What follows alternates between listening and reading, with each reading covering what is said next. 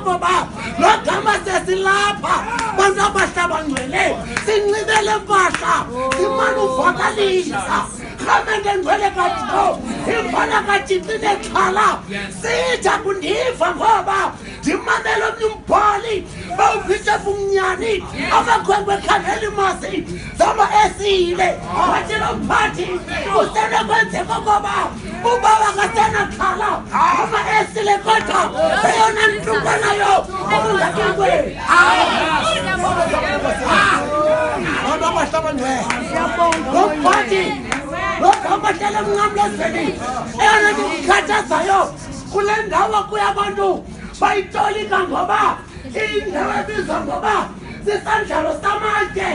okwentetho ezebhere bathi abantu igaphatha khona ngcwele kaThixo zikethame zisesomswelisi elinamandla esuli awuhlala lo mkhonzi elapha enqaniwe ujonga abantu ezantsi wafika abantu belisisi kungekho mntu uzawuphinda bakhokelele sebelapha abantu besithi mntakanjani bayakholwa kwathi into endiwarishayo indlela abayetha ngayo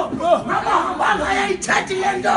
bathetha yona nabangenayesu